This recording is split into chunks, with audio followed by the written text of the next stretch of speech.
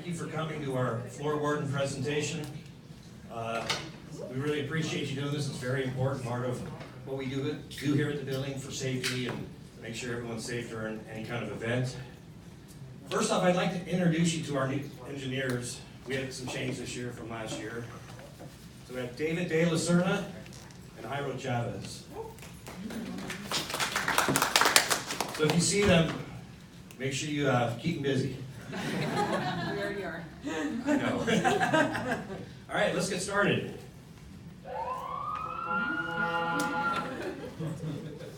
So floor warden training. So here's a little bit of the building description. As you can see, it's 27-story steel frame tower. Exterior curtain wall. Has some details. It's a Yana limestone and then some metals. Designed by Heller Manus Architects, and we were built in 2002. All right, a little bit about our fire alarm architecture.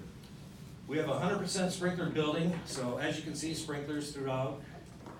How they operate is, if there's heat at 155 degrees, that little ampule will pop, and water will come out.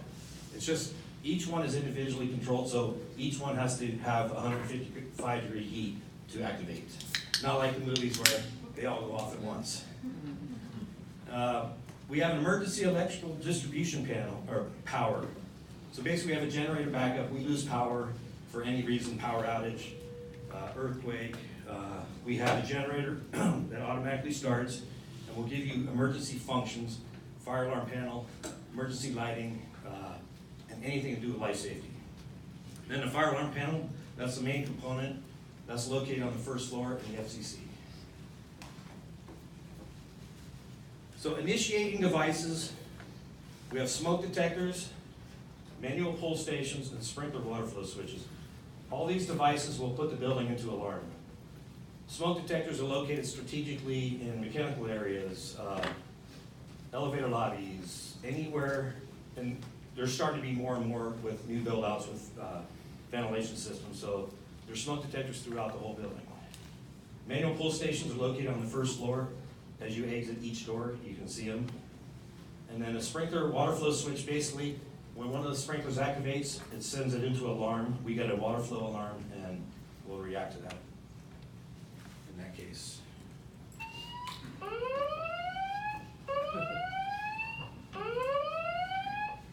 I'm sure everyone's heard that before at some point. And when we do our fire drill, that's what you're going to hear. So we have audible alarms and visual. So this is basically what you see right here. That's a speaker strobe combination. So it'll blink with the strobe and you'll hear the audible announcement.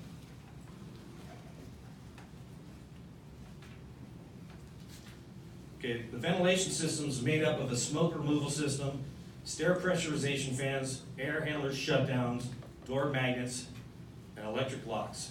So basically, smoke removal, if there's a fire or smoke on the floor, that smoke will be exhausted up to the roof in a timely fashion. Stair pressurization fans, the stairwells pressurize to keep smoke out of them. So that's why when we're doing our fire drills or any kind of event, we want to make sure we don't prop those doors open. They need to stay closed. So we have to keep that stairwell pressurized to keep the smoke from entering into the stairwell, because that's where everyone's going to be exiting. Air handler shutdown. They shut down because you don't want any kind of air movement when you have a fire going on. Door magnets are basically elevator lobbies or any door that needs to be propped open that's a fire door. Goes into alarm, the magnets drop, the doors close. We never want to prop those doors with door stops, boxes, anything. And electric locks are on stairwells. They unlock during alarms and elevator lobbies.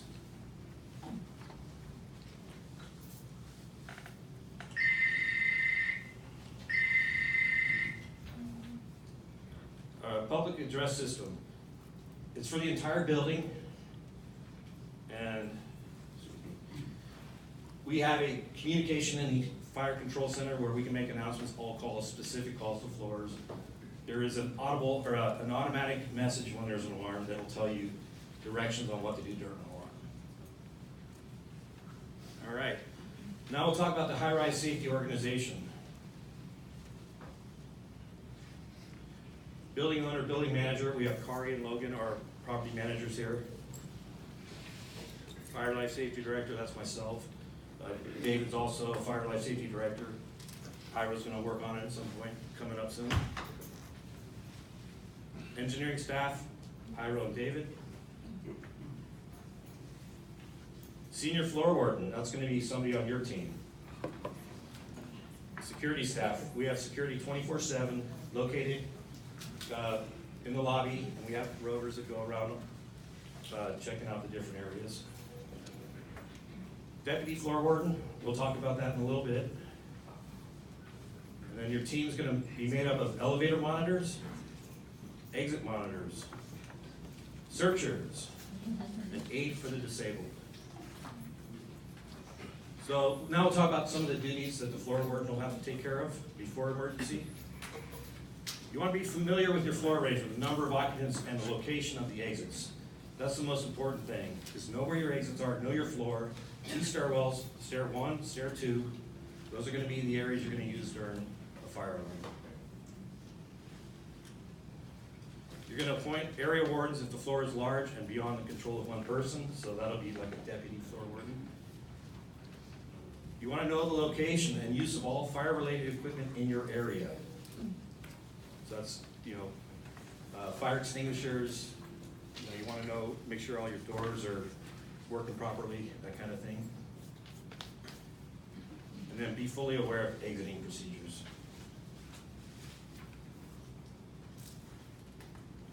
All right, so duties of the floor warden pre-emergency. You gotta select and train your team to assist during emergencies. So you'll need a deputy floor warden, 2 searchers, elevator monitors for each elevator, so you have the main elevator and the freight, and then aid for the disabled. That is basically, if you have someone on your floor that's gonna need some kind of assistance during an event, there's a form you have to fill out, and that'll be kept in the FCC. The fire department shows up, they'll check into that binder and see if there's anybody that will need assistance. And then you have exit monitors. All right, so duties of the floor warden during an emergency. Maintain control of the occupants. Direct occupants to the exits if alerted. Determine the safe availability of stairwells. That's why we want to keep all the paths to the stairwells clear. And then communicate vital information to 911, lobby security, or the building's main phone line. Determine by head count any missing occupants and relay to the lobby or fire department. Okay, assembling your team. So deputy floor warden will act as the floor warden if you're absent on that day, or you're at a meeting, or if you're not around. They'll perform all the tasks assigned to the floor warden, so basically they're your right-hand person. Floor searcher pre-emergency. Become completely familiar with the floor arrangement, the number of floor occupants and locations of the emergency exits. Know the location of all fire and emergency related equipment on the floor or area of responsibility. Perform all tasks assigned by the floor warden. Okay, floor searcher emergencies. Search for occupants who may have not heard the fire alarm. Search remote floor areas, restrooms, computers, telephone rooms, break rooms, or copy rooms. Direct persons found to the closest exit. And then close all doors after the room is checked. It saves a lot of time for the fire department when they're on the floor. It's going to be a lot going on. If you close that door, put a sticky on, they know that it's been searched. Check under desk. It just speeds up the process.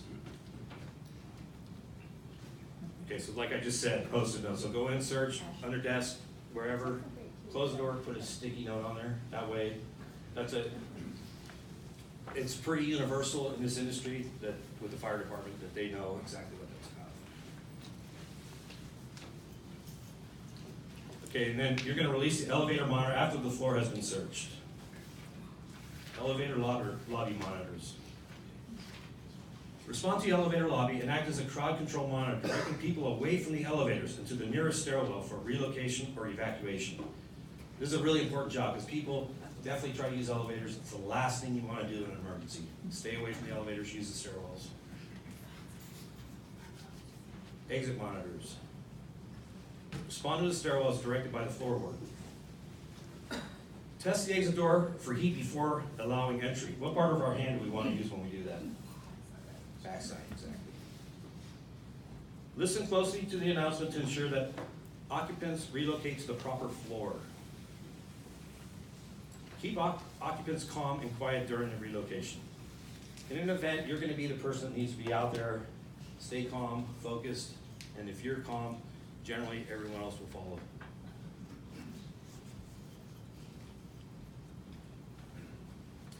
Okay, these are symbols that are on the stairwell doors. If you leave your floor and you have a red square like this, you're going to go down 4 floors till you see the next red square. There's a couple of differences where there's one floor is, we have the 12th and 14th floor considered one floor, so they have interconnecting stairwell, so that's a little different situation. But I'm going to have something here for you that's going to really explain it well for you.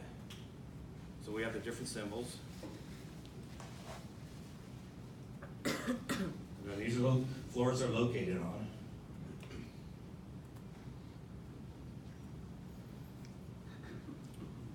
And then on this slide, we broke it down specifically to where you're located. So if you're on the 26th floor, you're going to go to the 22nd floor. You have a green diamond like that, you're going to go down to the next green diamond. Okay? So that's the 22nd floor, and so on and so forth. Most important thing to remember here is the 7th floor down, they exit the building. So you'll need to pick an area. I think generally we'd like you to go east down Stevenson Street. That's probably the best location. And just assemble, stay together until we come out and make an announcement. And as you can see, like here, 14 and 12, a little different situation, so they're going to go down to the next screen. They go to the 8th floor. Any questions on this? Yes? So, I think this stares pretty frequently, and I noticed that the symbols are on the back side of the door, so when you exit your floor, it's unlikely that anybody's going to remember They're on both sides. Turn around. Yeah, they're on both sides. Are they? Yeah. And if you see that they're not, let us know immediately. We'll have to get that fixed. But I did a walk this morning and they look like they're good. All right, no more questions on, yes? Can you explain a little more about this system? Like, the people on 12 are going to 8, Yes. but people on 8, it's not good enough for them, they're going 4. So why do the people on 12 want to go to 8? Because that stair has an interconnecting stairwell, and when it comes to alarm, fire alarms, they're considered one floor. So both those floors have to go 4 floors down from that lowest floor. And there's no 13 in this building. Well, I'm not referring to the fact that 12 and 14 are the same. I just mean all the floors above 7 are we just relocating those? Relocating 4 floors down, yes. So what's the theory behind that? The theory behind that is the way the building's set up, it's engineered, the fire and smoke will be contained on your floor. So basically, they want to get you out of that floor as quick as possible to a safe location. The fire department, and we don't have thousands of people going on the stairwell when the fire department's trying to get up. They want to get you to a safe area as quick as possible, out of the stairwell, and that's the theory behind that. Also, we move you 4 floors because we have to clear enough space for the fire department to both work and stage.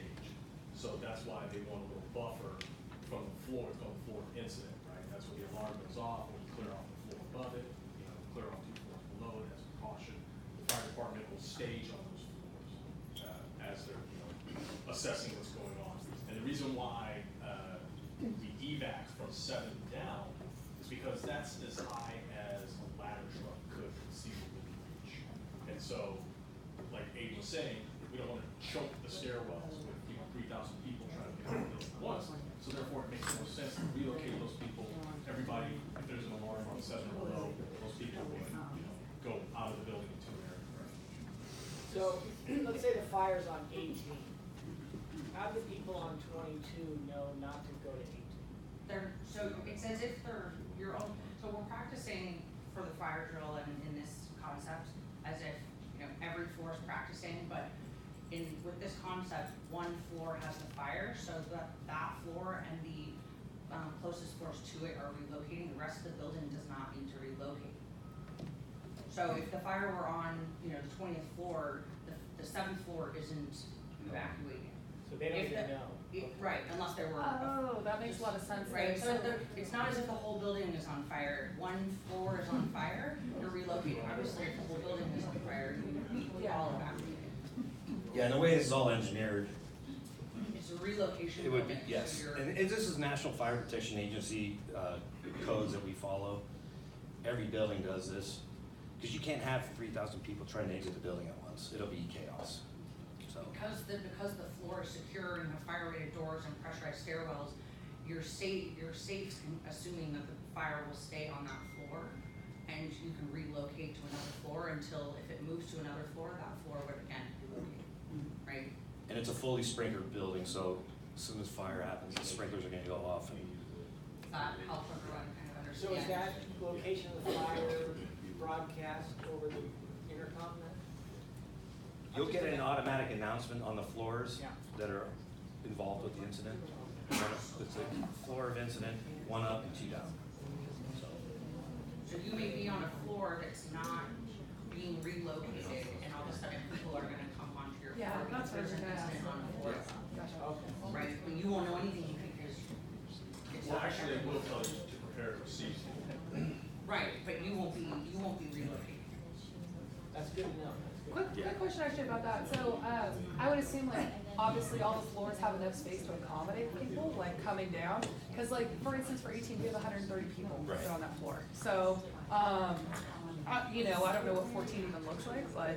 yeah, it's always a challenge, but Yeah. when we have fire Yeah. alarms, safety takes priority It goes, over yeah. everything, and that's our main concern. Cool. Yeah, and when you go down to someone else's floor, if you could be very, you know, Yeah, that makes sense. courteous and quiet, just kind of stay together, you know, kind of near the stairwell. That's And the floors best. all built to fire code so that they can take on those people with stairwells. All right, so 8 for the disabled. So you're gonna assist a disabled person in reaching the assigned exit. Basically, you're gonna go to the, get the disabled person in the location away from the path of travel of existing occupants and away to arrival at the fire department. So basically, you're gonna go near the stairwell and just maybe go in the vestibule and just wait for the fire department. They'll help you get the person out. Here's some helpful hints. Have backups assigned to your position to cover vacation, sick days, etc. Be familiar with your floor plan, nearest exits, location of safety equipment. I highly recommend that. I mean, a lot of people, my last building I was at, they didn't have any idea. Some people didn't know they had 2 stairwells. Because you know, we're all creatures of habit. We come in the same way every day, you know, same routine. So it's good to explore around, know where all your exit signs are, your exits, and walk the paths every now and again. It's a great idea. And make sure your paths are clear. I walk around every now and again, and we have to have 44 inches of clearance to every exit. Path of egress is what we call it. So make sure you have all your stairwells completely clear.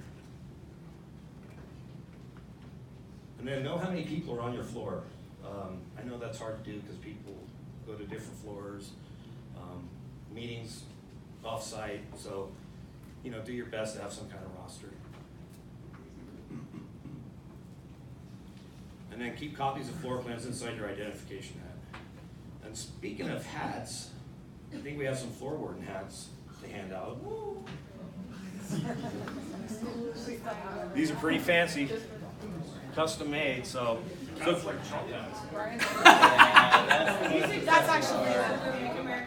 Actually, we got a real good deal on them. So anyway, if you're a floor warden or a deputy floor warden, yeah, feel free to grab a hat. And during the alarm, you can wear it and, you know, look really official. That's so funny.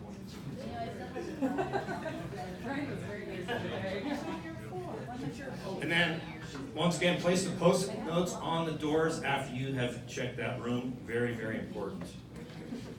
And then there's some information, Red Cross and some different phone numbers for you.